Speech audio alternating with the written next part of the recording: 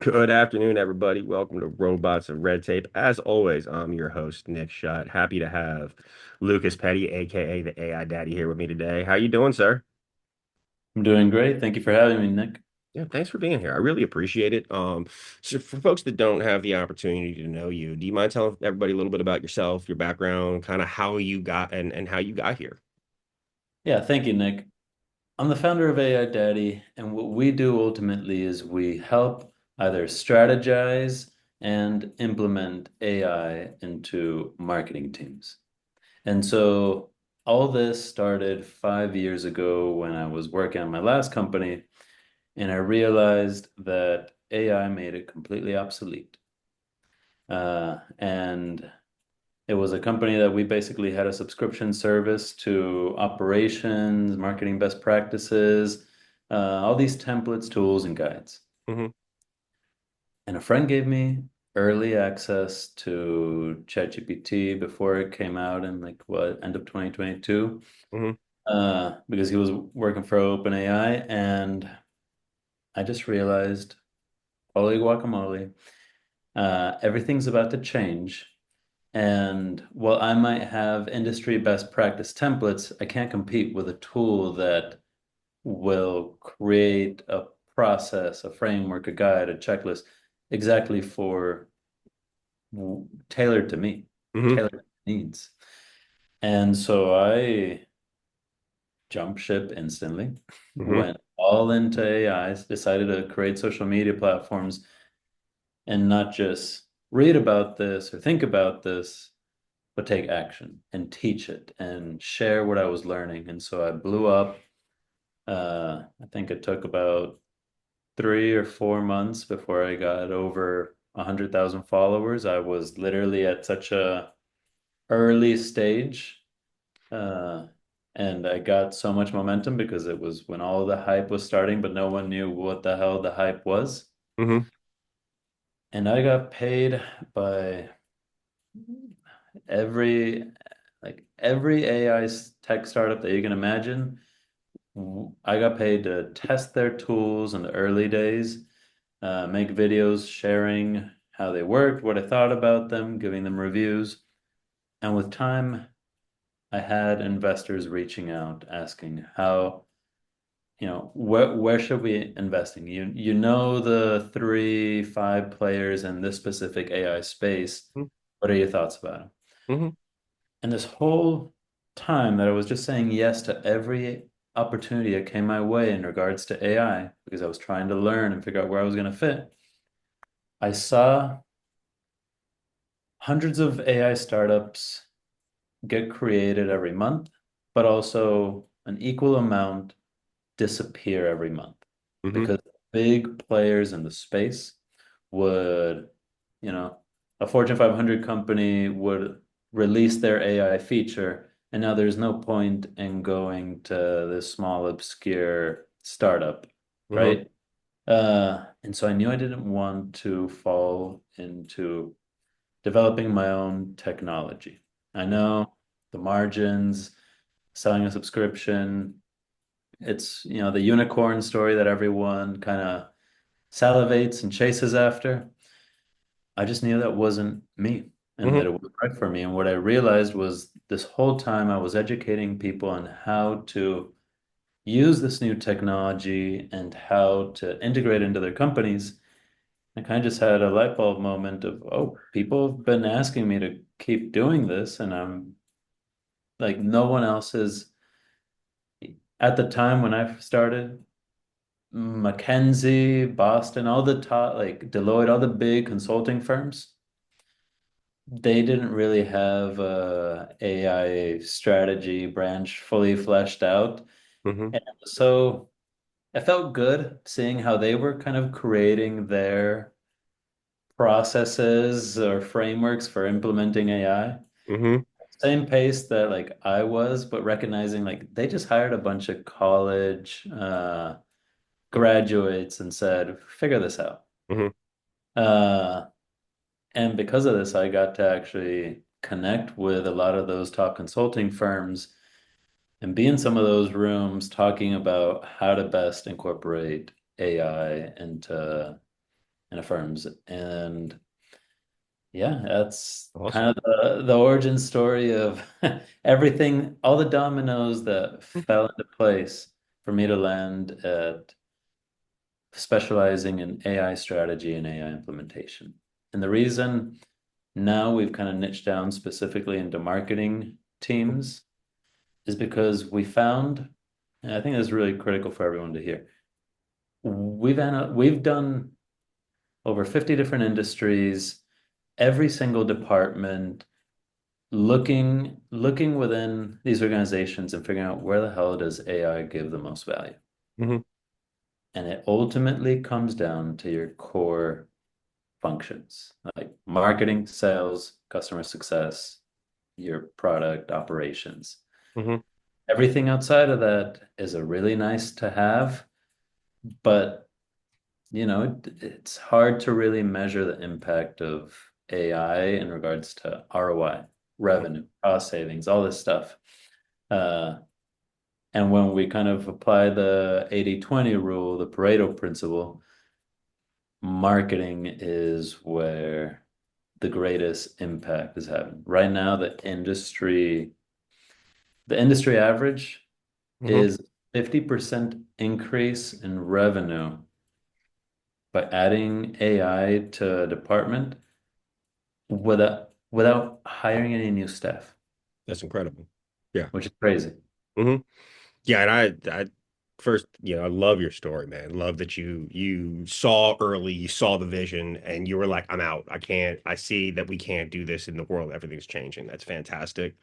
A lot of people, I'm sure, would double down on what they've been doing and say, "Nah, it's not gonna be like that." But I mean, like it is. Like this is, and it's I think most people don't understand how early we are in this development cycle. Like we're sitting at like 1994 right now, 94, Yeah. 95 from the internet perspective, right? Like we're all getting CDs saying, "Here, go online from AOL right now in the mail," because, most people don't have an email. I'm with you that there's a lot of folks out there that are creating AI products because they think that like the bar has been lowered a lot from to create your own product, right? When you look at a lot of these tools out here, like Claude Code and Gemini and all these like there's so many coding tools out there to help automate code that even like vibe coding is a thing now where people I don't actually know what that means, but I've heard about it. Um, but You, go you ahead. bring up such a good point, which is this is the worst AI will ever be. Hmm. And it's crazy how fast it's moving. You mentioned like Perplexity. This is a top AI company Hmm. worth, I think now they're over 1 billion, but basically they're an AI research tool. They don't have a 5-year plan for the company. Hmm. They don't like operate beyond like the current year, and this is kind of like a common practice around a lot of the top AI companies. The tech is just moving so fast that they have to stay so lean and able to like pivot at any time, but they're working on like quarter by quarter, just looking within the year because if you this is just like a pro tip from being in the game for so long.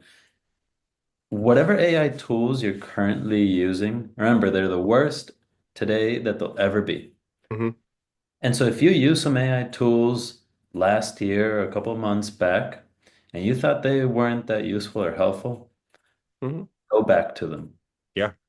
Go back to them because it is within our own company, every employee has to revisit every AI tool that we're using every 3 months Hmm.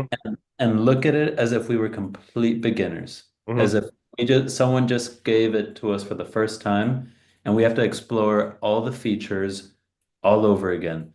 Because I mean, ChatGPT is a good example of this. When it first launched, you couldn't, it didn't give you an option to set up any privacy features. Hmm. Yeah. You couldn't turn off, like, don't train the AI on my data. Hmm. And because of this, in the early days, like you had big companies like Samsung Hmm. and others had millions of dollars of their IP made public. Hmm. 3 months or so after those scandals, ChatGPT allowed you to turn on the security of don't train the AI on my data. Hmm. But what did that feature do when you turned it on? It made you lose your conversation, your chat history. So it completely incentivized everyone to not do it. Hmm. But then, about 3 months after that, they stopped doing that horrible practice, and you could just turn on "Don't train my data," and you'd be genuinely protected. And They say you'd be genuinely protected. You have to you have to trust them, right? Like there is no, you can't go verify that they're actually not doing that, right? Like, or am I wrong? no, no, no, great point. They say that, but if you turn on other features, the AI, you'll notice, and most AI these days will slowly start to change or adapt to if you share things about your company, if you share your brand, if you share your dreams, from business, from professional to personal, the more you share those things and you left the feature of like train my specific AI on it, well, your AI is going to start referencing these things, which means OpenAI, ChatGPT, whatever tool you like using, is being trained on it, but that uh they have some kind of wall or barrier. I'm trying to use non-technical terms They have a here.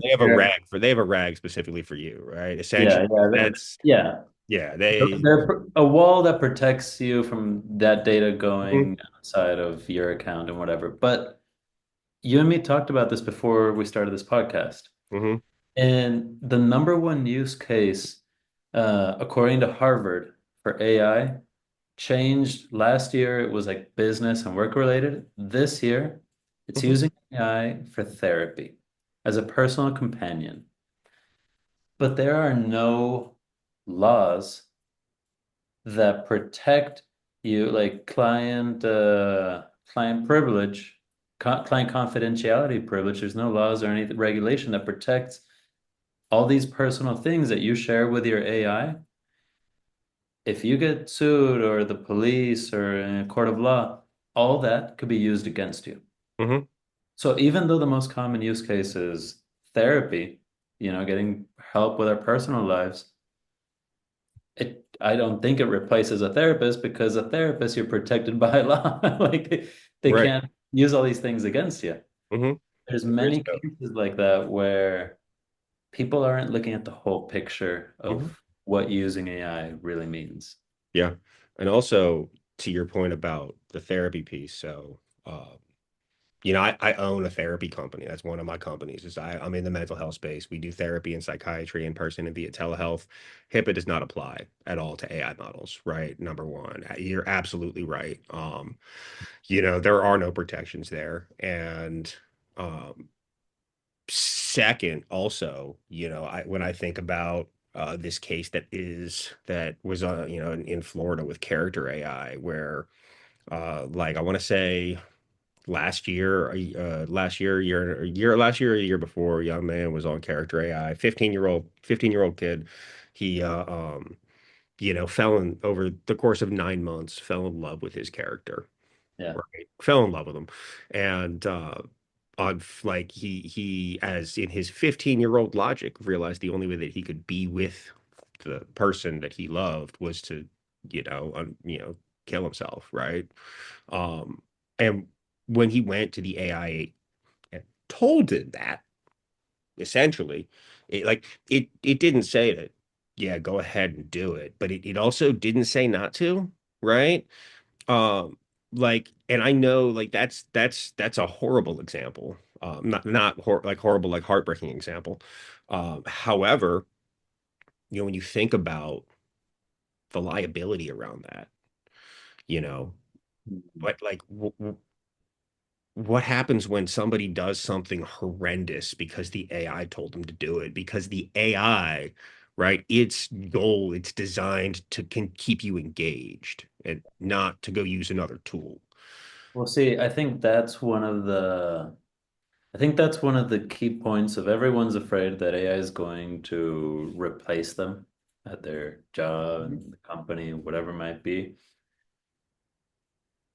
Accountability. We can't hold $100 billion tech company accountable for a task or a thing not happening in our business or Mhm. something going wrong, but we can hold an employee, a person accountable. Mhm. And so no matter how much you can automate or delegate to AI, I think our jobs and everything is changing, but I mean, people thought the internet was going to replace us. Like at every kind of big technological inflection point, we've said, it's gonna destroy jobs, it's gonna destroy Mhm. the the world, and it's scary and it's unknown, and it's this big uh threat to humanity. I still think that the way AI wins, the way it wins in business and government and real life is relationships. Mhm. At the end of the day, we still need humans to be prompting and using these AI tools. There's no point to a business, like a business is it runs because you have people who work their butts off and, provide a service or a product to people who want to buy it. You need all these relationships uh, to make these things possible.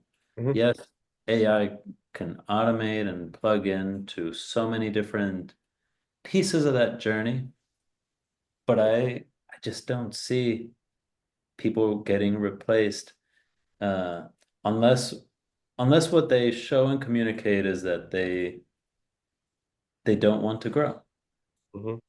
right? And that's just more of a culture fit issue. I don't think that's a tech issue.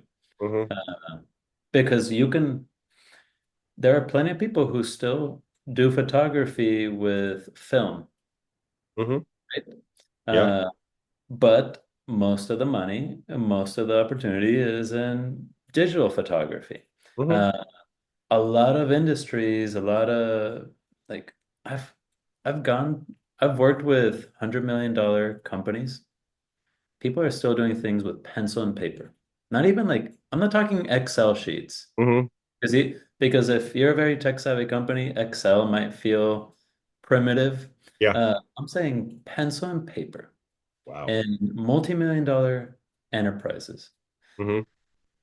So no matter how fast the tech is moving, people, we move at our own pace. We can't change unless we're ready to change. Yeah. Or if we want to change, and it's okay if we don't, and it's okay if we're not ready, Right. all the opportunity isn't going to evaporate. It's just, are you capturing the early adopters? Are you capturing, the laggards? It's about meeting people where they're at. Yeah. Absolutely. I'm sure there's people out there that are still telling us that they're never going to get rid of their rotary phones and stop trying to get me to have one with buttons in it. You know what I mean? But like, absolutely there are. And I'm inclined to agree with you. I think that anytime there's a large shift like this from a like at a macro level, there's going to be attrition. There's going to be just some job functions that are lost, but there's going to be a lot of new ones that are created at the same time. And so yeah, I think that there's a lot of fear around that, and I think that there's a lot of greed running towards it of, oh, I can provide the same service and reduce my overhead. Because I'm sure that there's a lot of I'm sure that there's people that are approaching it as like I can get rid of people internally and just pocket that delta. Um, Yeah, have you seen that in the market? Obviously, having worked with a lot of companies, and kind of what do you see as far as like the indicators around that, the differing approach of, hey, I can reduce operational costs and get rid of people, or I can keep the same people and have additional operational capacity to sell more with the same overhead. Everyone, most people are confused and kind of misguided because what they hear and see is for the last couple of years, all the Fortune 500 companies have been reducing and cutting their employees by thousands, right? Like every year, cutting thousands of employees. And yes, it does have to do with AI and new technology capabilities, but mainly when you kind of like double click on that and zoom in, Hmm. it is it is because the metric historically for success and a lot of those big companies was headcount, Hmm. right? Because it was the old school metric of success for businesses. The more employees you have, the bigger you are, the more powerful you are, Hmm. so on and so on. It's like raising an army. Yep. Uh, but there's been this kind of cultural shift amongst those big tech companies that they realize, oh no, what actually matters is, the bottom line, the dollar, the efficiency. And I mean, you could see in social media videos of people posting how they went to go work at a FANG company, Facebook, Google, whatever, and they'd say how like their daily routine was not doing any work Hmm. because they had overhired. That situation isn't the average small or mid-sized company. Hmm. And it doesn't apply, and I don't think it should be followed because you're comparing apples to oranges. With the small players, what you said, not small players, they're just small businesses that are still in the early stages of growing, Hmm. getting trying to automate like $1 million process and then firing all your employees to like, stay lean and have great overhead, whatever it might be, is a horrible tactic. Yeah. It's short-term thinking, and what you're doing is you're losing the people who understand your processes, your pain points, your problems, your bottlenecks, and you're getting rid of them for the sake of like, oh, quick margin, quick win, when in reality, any everything in this world like breaks down over time, right? Any house, any process that we build, if it's simply by the fact that we outgrow it, Hmm. if anything, right? But Yeah. that is just how nature works. Hmm. So even if you automate something, eventually, I'm sure, and I've seen this with many different automated processes or things, they break down if no one maintains them. That's why we pay for someone to maintenance that type of tech. But let's say you choose to automate that $1 million business process, integrate AI to take care of almost all of it, Hmm. keep your people, you free them up, and they understand the mission, they understand the goals, they understand how everything works. Freeing them up means now they can design the $10 million business model, right? Hmm. The processes to get there. Hmm. And now you're thinking in regards to growth, and that's how all the Fortune 500, that's how the big players are actually thinking. They're thinking, how do we uh, leverage the best people that we had because we had so many people at those, it's in a team when you have someone who's a naysayer or you have someone who doesn't contribute or doesn't fit the company culture, it drags everyone else down. Hmm. That's who the big companies cut. Hmm. Uh, and they've kept the best of the best. They've given them the best tools, and now they're growing the company beyond what any of us could ever imagine. And that's how you should be approaching it as a small and a mid-sized business. Hmm. Yeah, I tend to agree with you. Is look at it as a resource for how I as a way to make my people more productive.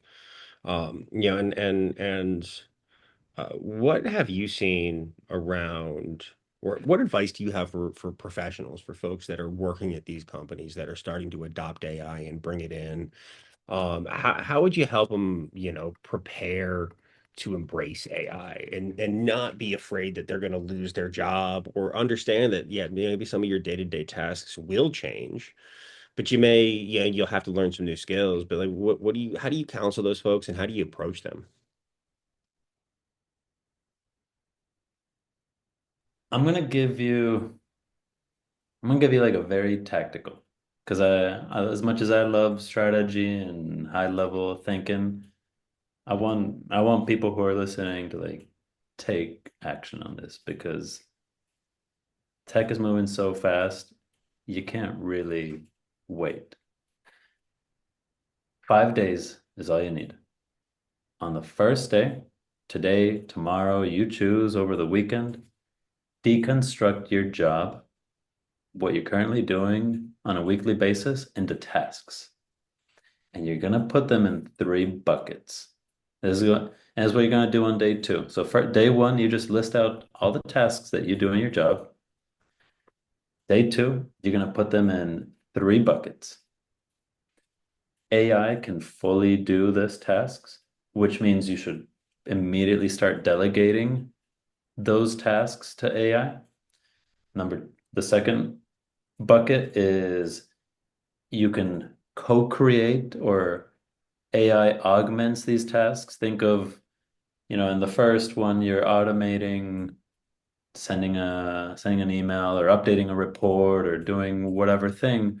You don't need to manually do these tasks.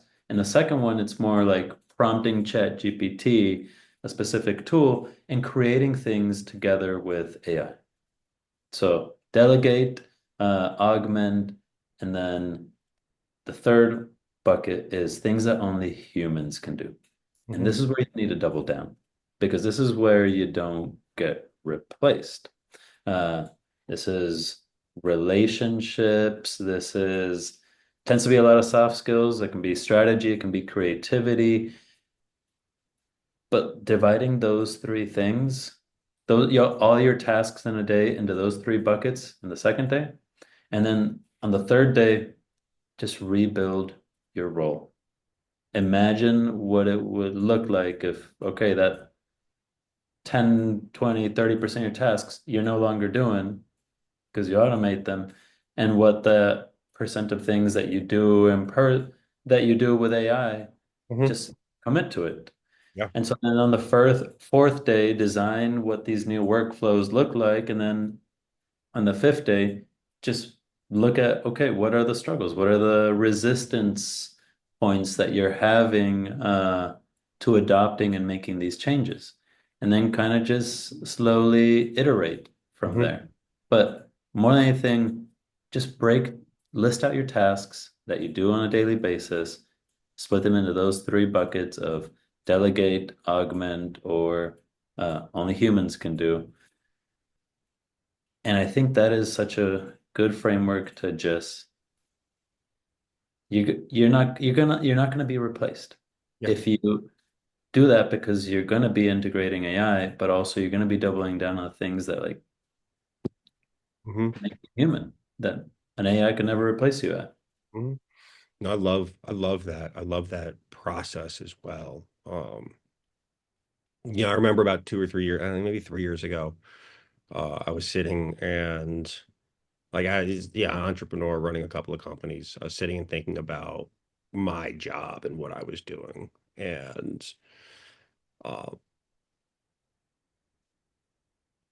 I started thinking about like where, what are the things that only I can do? What do I do that others can't that brings value? And then thinking about how can I maximize my time, effort, and energy in those specific areas, right? So, listen, I can follow up with contractors for hours and getting their timesheets in. That's not the best use of my time, right? I can manage the day-to-day of my books. That's not the best use of my time. I can do all of the data. That's not the best use of my time. Best use of my time is people, is doing people things, interacting with people, interacting with customers, interacting with clients, interacting with like building relationships. That's what I'm best at. That and then like strategy, right? So how do I do those things more and offload the rest? And so it seems like it's the same process that I went through, just like how do I take these things and give them to AI as opposed to give them to another person? Yeah. Yeah. Yeah. I mean, you can, I mean, honestly, that's the best question you could ask, Hmm. right? Like, how do you how do you transform your job in a way that like you don't get replaced? How do you focus on the thing that is the most important for you? And Hmm. it really does come down to whatever those passions, uh, skills are, Hmm. and your ability strategy to me, it just means your ability to prioritize. Hmm. If Yeah. you get really good at prioritizing, and for everything that we just talked about, go use ChatGPT. Yeah.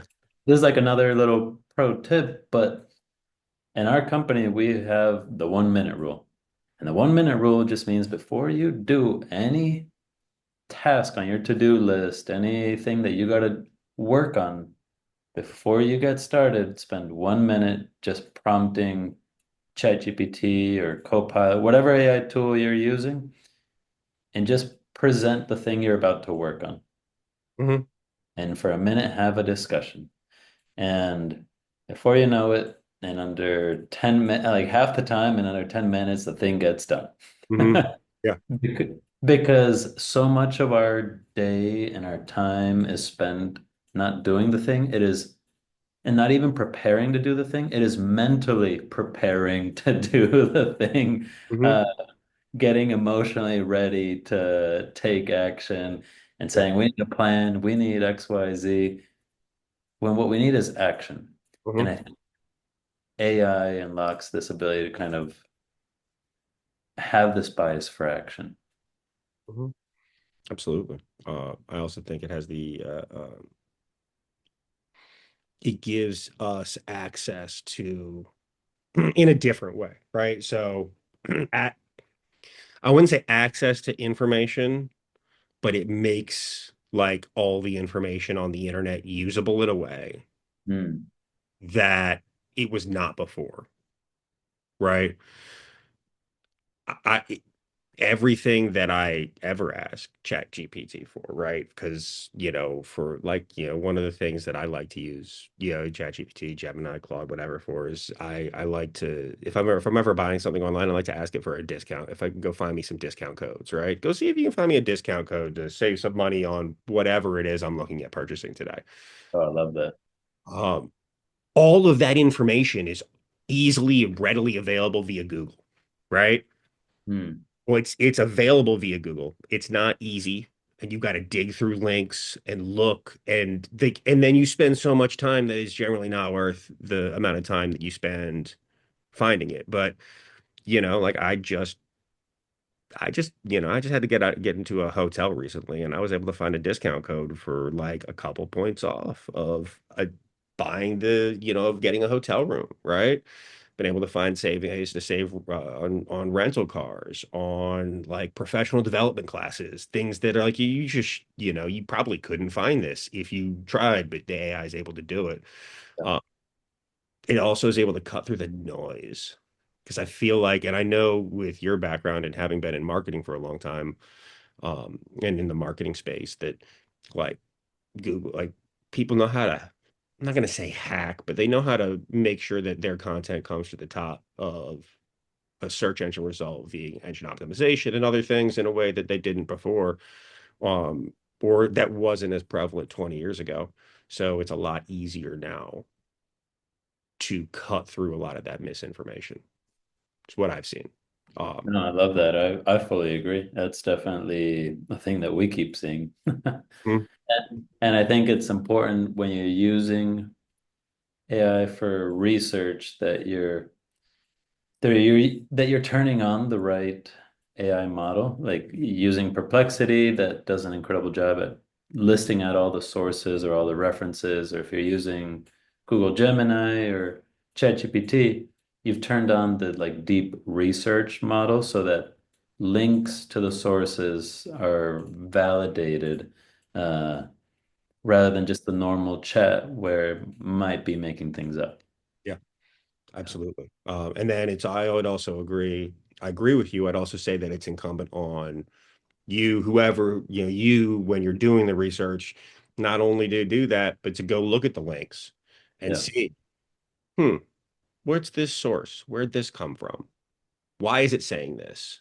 Hmm. And then I always ask, who paid for this content to be out here? Oh, Um, I love that.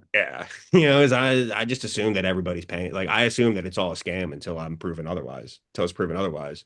This is a random tangent, but Mhm. I went on a road trip recently to go hike Mount Whitney, which is Mhm. like the highest peak in the lower 48 states.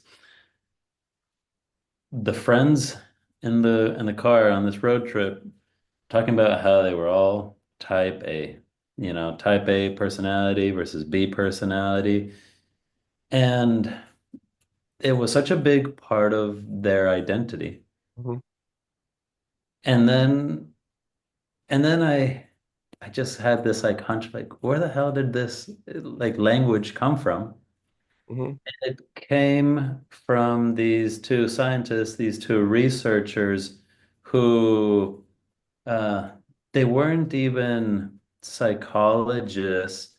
And the research for the study of like type A, type B people came from the tobacco industry because they were trying to find a new way to market cigarettes and saying if you're a type A person, you're more likely to be more stressed out because you're so focused on work and all these things. And that's why cigarettes are bad for you. You need to be a type B person who's more relaxed and like less, you won't smoke as much. But everyone associates themselves as like, I'm a type, like, no one wants to say I'm a type B, I'm Yeah. chill, I'm laid back and whatever, because type A is ambitious, is hardworking, but it's so interesting knowing the deeper, the Yeah. deeper story behind where all this came from. Mhm. And it's the same thing when you're getting that data or those inputs from AI, digging deep to find out what the real story is, like Yeah. you said. 100%. And that fascinating. I didn't know that specifically around that. Another one I know about that's in the similar vein is that like the genesis of all of the anti-vax movement that's happened over the last 35 years. The that all came out of a research article that came out in like 1990, like 89, 90, 91, 92, somewhere in that time frame. And the gentleman who wrote the article, first the scientific article that he wrote has been disproved and debunked. And I'm not speaking about all science relating to this. People can have their opinions. I'm saying that one specifically has been debunked. The reason he did all of that research was because the reason he wrote that paper was because he was doing research on a new vaccine delivery method, and wanted his new method to be considered the healthier one. So he started poking holes in the one that was currently being used. And then people picked up on that first article and ran with it, and have said that it's really, really unhealthy and all the other things that have come out. But it all came out of it because some guy was trying to make money. Fascinating. I mean, isn't that where everything comes from? A lot of it Some does, guy yeah. trying Yeah. A to- lot of it does, man. Absolutely. But back to the subject we're talking about out of curiosity.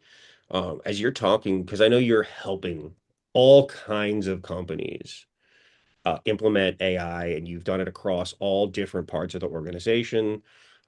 What are the leaders in organizations? What do you how do you like advise them on the best ways to talk to their employees about, implementing this, and how can how do you tell them about like they should go about addressing their employees' fears that, these new technologies are going to take their jobs? Yeah. So most people, and it's just normal because of curiosity and whatnot. Like most companies, they approach AI in a sense of they find some AI, they try and figure out what the hell how they're gonna put AI into the business. Uh, and they play with some AI tools, and then they try and come up with a strategy, and then they try and fit AI into their processes, and then they try to tell their people, hey, use AI. Hmm. And it's funny because Harvard actually has this kind of like best practice on implementing AI, which literally starts by like looking at your data opportunities and figuring out what your ethical frameworks are going to be, whatever the hell that means. And it ends their framework ends with saying like, and at the very end, uh, work on like introducing AI to your team and the change management aspect. And anyone who actually does AI implementation and AI strategy and does this for a living, and not just like living the strategy, but sees it through to the end, Hmm. will tell you that all that is backwards. Because when you look at the research that Google, Boston Consulting Group, like a lot of big companies have, they all point to roughly the same statistic, which is 70% of AI challenges come down to people and processes. Only like 20% is tech and data related. Uh, and it makes sense because Hmm. of something you kind of just hinted at earlier, which was everyone's afraid of AI replacing them. They think of it as the Terminator, uh, when they should be thinking of it as a washing machine. Like Yeah. a piece of technology so useful that like there's just no going back. Like I'm never gonna wash my clothes by hand. No. Uh, and No. and likewise with AI, there's so many things that like there's no going back. That's why this isn't just hype like an NFT. Hmm. This is here to stay. Yeah. So recognizing that the biggest challenge is people aspect, you got to reverse that approach, and you need to start by going and talking to your people, focusing on the change management, and then having those people focus on your processes so that they find problems, bottlenecks, issues to solve, and then they can strategize and identify how will AI plug in to solve those things. Mhm. Because most companies, they follow the framework that I like to say toy, tool, team. And what I mean by that is they just go down AI tool rabbit holes and they play with them like toys. And then eventually they find a problem to solve and it becomes somewhat useful and it's now a tool and they share it with their team and then it gets integrated into the company and you achieve transformation. Works really well, but it's really slow. Hmm. Really, really slow and it doesn't really scale. And what you need is to start by just getting the team hearing what their concerns are, their issues. How do you support them? How do you create the culture that makes them feel like you're not gonna just clone them with AI and Yeah. fire them because what you're after is, you know, over reducing overhead. But instead, you're there to protect them and you're focused on the company culture, Hmm. right? The long-term games that we were talking about before. Yeah. And the way I adopt AI isn't by telling you, use it or you get fired. It's by me going, well, what in your work, what in your processes, what in the business, like, are you struggling with? What do you want automated? What do you like? All Hmm. of a sudden, all of a sudden, if you start with the people and you do it right, they drive Right. the innovation, the adoption of new technology and AI. And it's like the difference of swimming against the current versus going with the current. It's Hmm. just night and day. Yeah. Absolutely. On our first call. Start with people first. Yeah. I'll keep doubling down on it. I couldn't agree more. On our first call, I remember you mentioned that in your all of your work, you've noticed there's a difference between how male and female CEOs are approaching this. Could you like speak to that a little bit? I thought it was really fascinating. Yeah. Uh, so we had this crazy insight come from analyzing like the hundreds of sales calls we've had. We had an AI just go through all the transcripts and list out all the questions that leads were asking. 50% of male CEOs and like leaders throughout that sales call would ask or say something along the lines of, can AI replace so and so's role? Can AI make it so I don't have to have all these executive assistants or these VAs or these admin people, whoever? 50% of male CEOs ask that. Guess what percentage of female CEOs and leaders have asked that? No, I would. I mean, I know the answer because you told me, but let's go. Let's go with 3/4. Yeah, zero. In fact, 0% of female leaders have asked that question in the thousands of calls that we've had. One of their most common questions is, how do I protect? How do I make sure that like how do I support my team with as we adopt AI, as we integrate AI? So it's very completely different mindsets. But that's not to say male CEOs are right or wrong. It's just the winning strategy is putting people first. Hmm. The strategy that we see work the best with male CEOs is they are very kind of ruthless or aggressive and like non-negotiable in their AI implementation. Hmm. So they will go, look, we're all adopting AI, and if you don't do it, you're gonna get fired. So Hmm. it's just a non-negotiable. You better fricking do it. Uh, and it creates friction, but you end up sometimes with a leaner team, or sometimes they don't follow through on those threats, and things stall and things. But when done right, that non-negotiable, harsh, like someone just has to take charge because otherwise you end up death by committee, Hmm. death by bureaucracy. So there's really useful things in that approach, but for the most part, we see female leaders putting the team first and letting the team guide AI innovation in a slightly gentler approach tend to result in uh, faster results. That's awesome. Fantastic. It's really interesting. I have more questions about company cultures that I'm sure you couldn't or wouldn't be able to answer. But my last question for you today is is there like an industry or like a social issue that you think could really benefit from some AI solutions that is just that they're just I'm not gonna like it's not being it's being ignored now or it's just not doesn't have enough like light on it. Where do you think that this tool should be applied where it's not? Nonprofits, 100% nonprofits. These organizations that are drowning in outdated systems, have admin overload, everyone's underpaid, everyone's volunteers. Uh, their whole business model for most nonprofits is goodwill. Hmm.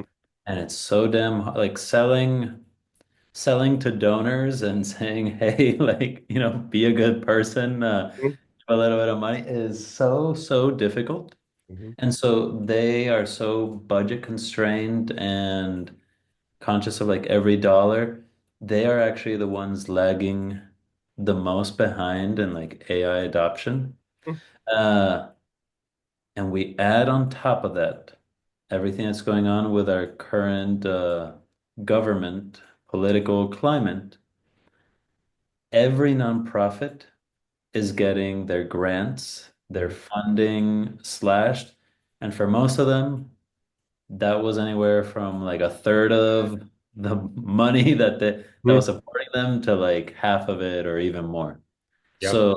So I see someone who can come in and create solutions for nonprofits that are cost effective and support them. They're gonna thrive and monopolize that entire space because people ignore it because of the lack of dollars, but it's because of the lack of dollars that the business model works so well with AI. Yeah. And yeah, it is just so ready for disruption. And I, also, it's just the people who need the most support, those who are helping others. Yeah. No, I have some friends that work at some nonprofits locally. Some local chapters, some like big national ones that people have heard of, and smaller ones, and they've been going through a lot over the last few years, and so I actually agree with you entirely. I think that'd be a great place for somebody to start. Anything else you'd like to add, Lucas? Anything I missed? Any points you'd like to make? No, those were really good questions.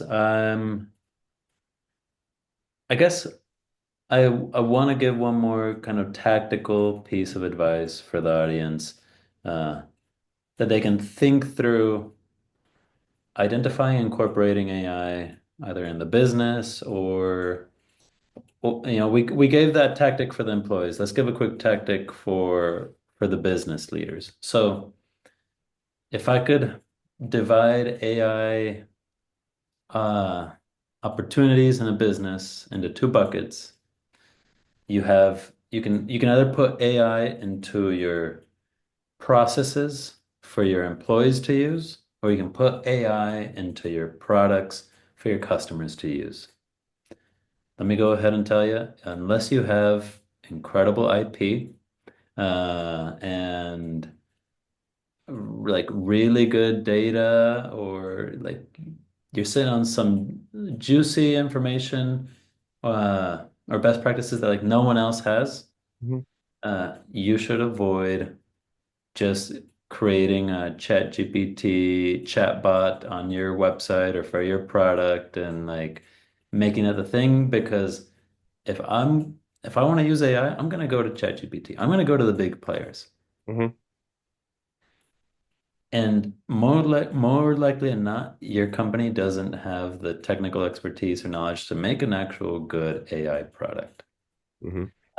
It's just because of resources, right? And you most likely been focused on other things. So that means you should most likely prioritize incorporating AI into your processes for your employees, for your team to use. Now I'm kind of going to zoom in. There's two ways to go about AI for there. I'm trying to give you like most Mhm. actionable strategy. You have horizontal AI use cases. Fancy way of saying you're looking for AI tools or AI opportunities that everyone in the organization can use. And you have vertical AI use cases, which is AI use cases or tools specifically for a department, a Mhm. function, or a team. Start with the horizontal if you haven't already. And an example of horizontal AI use cases are get everyone an AI chatbot, meaning ChatGPT, uh, Gemini if you all use Google, or Copilot if you all use Microsoft, so a chatbot, an AI note taker, because doesn't matter what your job is, we all have meetings. Yeah. And an AI note taker is one of those things that like you don't realize you need until like how incredible it is until you have it and you use it in every meeting, and it helps you with all your action items, your follow-ups. You can have it tell you to write your follow-up emails. There's so many things to that. Uh, and so look into an AI note taker. And then third, I would just say like an AI researcher. And this could be like the tool we've been mentioning of Perplexity, or Mhm. it could just be training and letting the team know that like if you're going to use ChatGPT or Gemini, you can turn on a feature that says deep research. And now it's going to reference all the sources of the things that it's researching. We all need help with writing and ideation, that chatbot. We all need help with better communication, better meetings, better follow-up, and we all need help with better research, better information, better data. Those three are like there's many more, But those are like the kind of core three pillars. You got those locked in for your horizontal use cases? Awesome. But let me give you a heads up. That's not where AI is gonna drive the most revenue, have the most like ROI, impact, value to the business. That's just gonna make everyone more efficient. Hmm. Real value that like if when you hear people say uh they're increasing they used AI and they increased their revenue by 50% or XYZ. It comes from the vertical AI use cases. And that just comes from finding very unique, specific tailored AI opportunities in marketing, in sales, and customer service. But a lot of the language I was using before, looking at the bottlenecks that need to be solved in the business to identify those right ones. So start with horizontal if you just want to make everyone a little bit more productive. Focus on the vertical if you want to find the things that are going to double the business overnight. Yeah, love it. Fantastic. And if you guys need help implementing them, call Lucas, reach out to AI Daddy. I know that I'm sure they'd be more than happy to have a call. Yeah. You Absolutely. can you can reach out to me at aidaddy.com or just email me directly at Lucas at aidaddy. Happy to answer any questions. Happy to nerd out with anyone who wants to talk about AI because this is what I love. Yeah, This is what I do. it's super fun, man. I really appreciate you coming on Robots and Red Tape, man. I've had a great conversation with you. Really enjoyed it. Yeah. Thank you for having me, Nick. Really, everybody, thank you for listening to Robots and Red Tape, and I hope you're having a great day.